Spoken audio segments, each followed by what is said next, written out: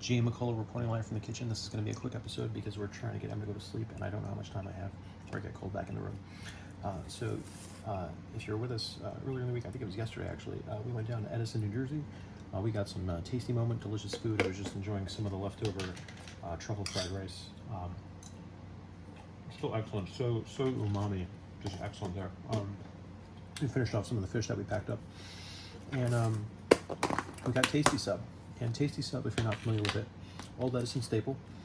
Been there, I want to say since 1963 possibly, but it's, I gotta say, I don't remember the exact year, but it's one of those places where the sign doesn't have an area code, if you know what I mean. So it's definitely a local establishment.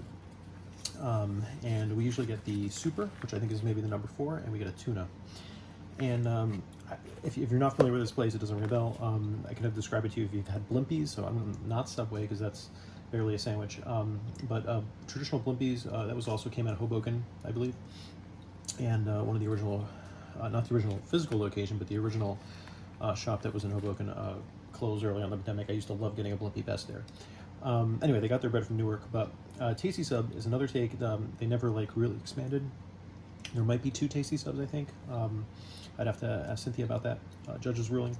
But anyway, we get their tuna fish, and that's not something you would think to get at a place like this, but so they're the super sub we get basically kind of like a Blumpy's Best, and then this is their tuna, maybe with a little bit of oil and vinegar, and this is a day old, which you're going to say is like, don't you want this fresh? And it's like, yes, like for the bread being fresh the day of is excellent, but for reasons I'll demonstrate soon, you really want the Tasty Sub to percolate in the fridge, if you will.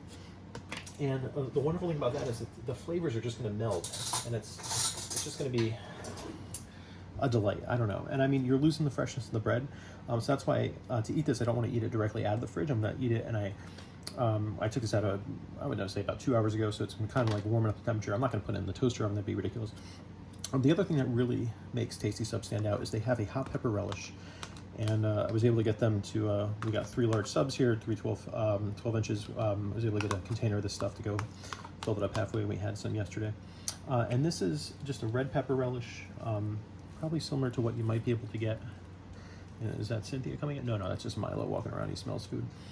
So you could probably get it in a grocery. You don't have to make this yourself. This is one of the pickle brands probably makes something like this. But theirs is special. And it's certainly their own recipe. It's not something you'll be able to buy the exact same thing of.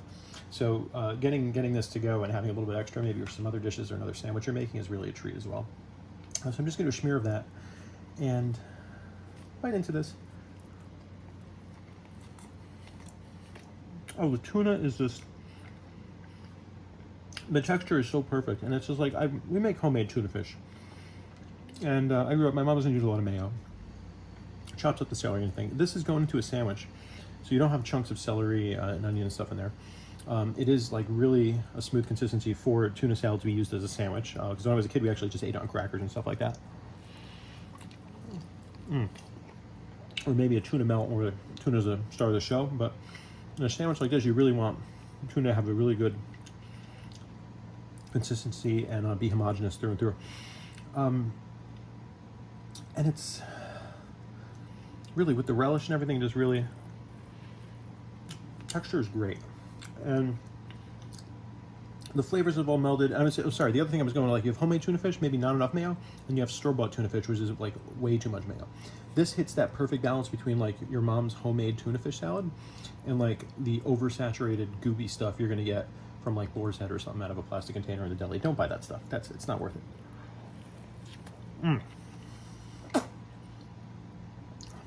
So, I mean, Tasty Sub, just a little bit of nostalgia. The business has been there so long. Barack Obama went there. They have a little photo of him getting a sandwich behind the counter. So like, people know about the place. It's there. It's a landmark.